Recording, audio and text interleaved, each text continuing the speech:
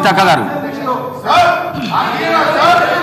అధ్యక్ష, ఈరోజు అసెంబ్లీలో మరి గవర్నర్ గారి యొక్క ప్రసంగానికి ధన్యవాదాలు తెలిపే సందర్భంలో బీఆర్ఎస్ పార్టీ తరఫున జగదీశ్వర్ రెడ్డి గారికి అవకాశం ఇస్తే వారు మాట్లాడినటువంటి తీరు మరి అత్యంత జుగుప్సాకరంగా దురహంకారానికి నిదర్శనంగా ఇవాళ స్పీకర్ గారు చైర్ను ఛాలెంజ్ చేస్తూ మాట్లాడినటువంటిది మా అందరికి కూడా చాలా బాధ అనిపిస్తుంది అధ్యక్ష.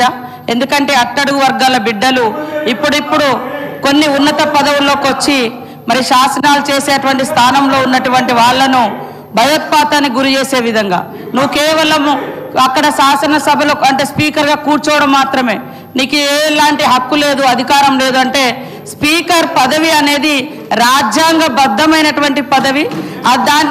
అది ఒక వ్యక్తిగా చూడకూడదు, అది ఒక వ్యవస్థ. ఇక్కడ మొత్తం ఇక్కడున్నటువంటి సభ్యుల అందరి యొక్క గౌరవాన్ని మేము చూస్తూ ఉంటాము. ఎప్పుడు నిరంతరం మీరు ఎక్కువ అటే చూస్తూ ఉంటారు, వాళ్ళకి ప్రతి అవకాశం. ఈ రోజు కూడా తలసాని శ్రీనివాస్ యాదవ్ గారు ఏ హోదాలో మాట్లాడినారు, అయినా మీరు అవకాశం అనేక సార్లు హరీష్ రావు గారు మాట్లాడుతారు, అవకాశాలు ఇస్తూనే ఉన్నారు. కానీ మిశ్రమం కాబట్టి ఈ రోజు సభ్యుడు ఎవరైతే మాట్లాడినరో అది నిజంగా అత్యంత అవమానకరంగా మాట్లాడినరు. అంటే ఈరోజు ఎట్లా ఉందంటే కొన్ని వర్గాలకు కొన్ని కుటుంబాలకు కొంతమందికే గౌరవము, మిగతా వాళ్ళకి ఎవరికి ఆ గౌరవం దక్కకూడదని ఏకవచనం కాకుండా నీకు నీకు నీకు అని మాట్లాడినరు. మా దగ్గర విజువల్స్ ఉన్నాయి, అవన్నీ కూడా సభ ముందు పెట్టడానికి ఎప్పుడైనా సిద్ధం. కాబట్టి ఖచ్చితంగా ఒక దళిత జాతి బిడ్డగా మరి ఒక అత్యున్నత స్థానంలో కూర్చోవడాన్ని వాళ్ళు జీర్ణించుకోలేకపోతున్నారు. అందుకని పదే పదే పదే పదే అవమానకరంగా నిన్న కూడా ఒక స్పీకర్ ట్రైబల్స్ గవర్నర్ గారిని కాంగ్రెస్ కార్యకర్త అంట అక్కడే మాజీ సీఎం గారు కూర్చొని గతంలో గవర్నర్ గారు మాట్లాడే ప్రతి మాట మా ప్రభుత్వం మాటనే అని ఆ రోజు కేసీఆర్ గారు ఓన్ చేసుకున్నారు.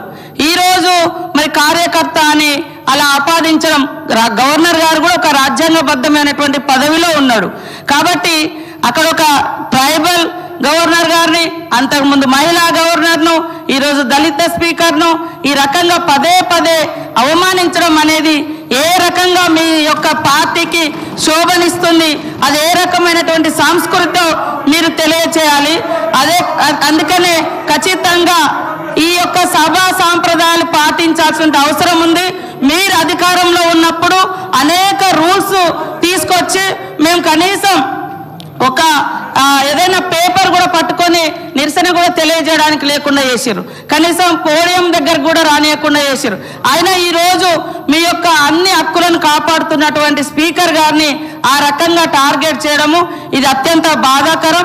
కాబట్టి సంబంధిత సభ్యుడిని సభ్యత్వం రద్దు చేయాల్సిందిగా శాసనసభ నుంచి ప్రతిపాదించడం జరుగుతా ఉంది. గౌరవ మంత్రి గారు ఉత్తమ్ కుమార్ రెడ్డి గారు.